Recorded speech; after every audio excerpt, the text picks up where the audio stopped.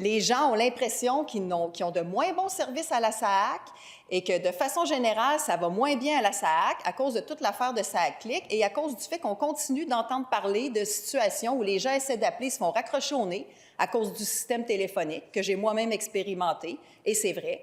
À cause du fait qu'ils essaient de prendre des rendez-vous, c'est compliqué. Donc, il y a un ensemble d'enjeux qui font en sorte que les Québécois ont encore et toujours l'impression que le service à la SAAQ n'est pas à la hauteur de leurs attentes.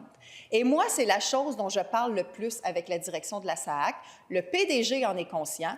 La nouvelle présidente du conseil d'administration en est consciente. Et quand je l'ai rencontrée, je vous disais, j'ai passé plus d'1 heure avec elle mardi parce que, bon, le conseil d'administration a un rôle important à jouer. On le disait souvent dans le temps de SAAQ-Clic. Le conseil d'administration, est-ce qu'il le fait son travail? C'est eux là, qui doivent soutenir puis guider leur PDG aussi. Là. Alors donc, le duo, je pense, de l'actuel PDG et de la nouvelle PCA va être un bon duo pour améliorer les choses. Il y a aussi une nouvelle personne qui est arrivée aux communications.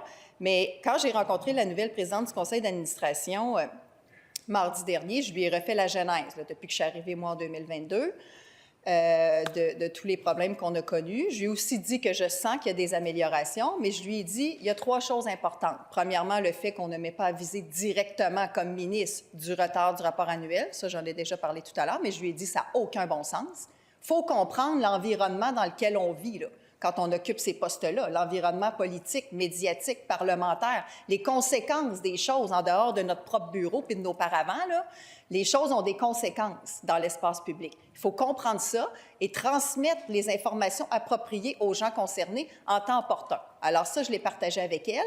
La deuxième chose, j'ai dit le service aux Québécois devrait être l'obsession de chaque personne à la SAAQ, mais en particulier des gens à la direction de la SAAQ, PCA, PDG, VP à la SAAQ.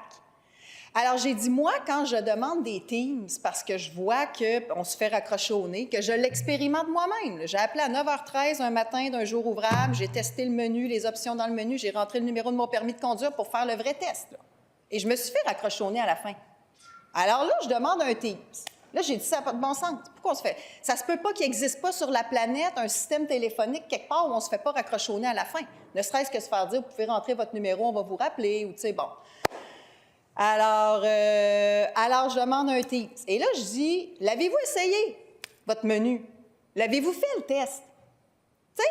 Et j'ai été obligée de dire à la PCA, des fois, je ne suis pas certaine que tout le monde à la direction de la SAAQ partage cette obsession-là d'améliorer le service aux Québécois. J'ai besoin de sentir qu'eux autres, quand ils se lèvent le matin, ils se disent, ça n'a pas de bon sens que les gens se font raccrocher au nez. Ça n'a pas de bon sens qu'on a encore Oui, il y a encore des bugs informatiques. Et ça, à leur décharge, ils en ont corrigé beaucoup. Il en reste. C'est compliqué, l'informatique. C'est compliqué, ces transitions-là. C'est compliqué n'importe où dans le monde, dans n'importe quel ministère, dans n'importe quelle grande organisation, 4000 personnes. Donc, ça, c'est compliqué. On continue de l'améliorer. Mais j'ai besoin de sentir que l'obsession d'améliorer le service pour les Québécois est contagieuse et partagée par la direction de la SAAQ et par la présidence du conseil d'administration. J'ai eu la confirmation de la nouvelle PCA qu'elle partage cette obsession-là et qu'elle est d'accord avec moi qu'il faudrait peut-être la booster un peu chez certaines personnes. Alors ça, c'est la deuxième attente que je lui ai dite. J'ai dit, j'ai besoin que le service s'améliore, que les Québécois reprennent confiance envers la SAAQ. Et la troisième chose, pour que ça arrive, il faut, oui, améliorer les systèmes et le service sur le fond, mais il faut aussi...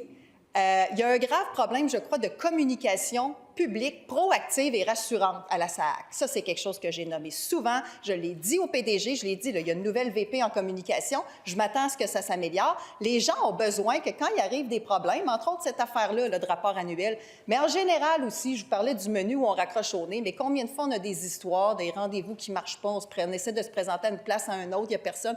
Toutes sortes d'histoires comme ça, on a besoin d'avoir des gens qui vont aller expliquer, qui vont aller répondre et qui proactivement, avant que les problèmes surviennent, soient capables de dire voici où on en est, voici ce qui s'est amélioré, voici ce qui reste à améliorer, voici les problèmes qu'on a encore mais qu'on est en train de régler. Une communication omniprésente, proactive et rassurante envers nos 9 millions de Québécois, mais entre autres les 6 millions qui font affaire avec la SAAQ.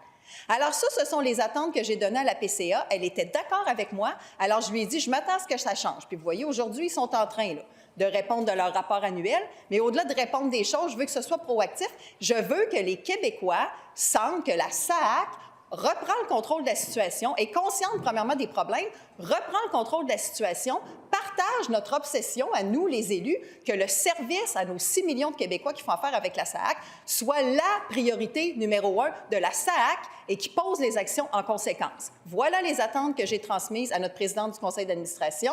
Voilà les attentes avec lesquelles elle est d'accord. Voilà les attentes qu'elle va partager avec le PDG, qui était déjà au courant que c'était mes attentes. Alors, on s'attend tous à ce que les choses s'améliorent à la SAAQ, Monsieur le Président, mais sur le rapport, je ne l'avais pas, ne pouvais pas le déposer, et dès que je l'ai eu, à la première occasion, je l'ai déposé. Merci, Monsieur le Président.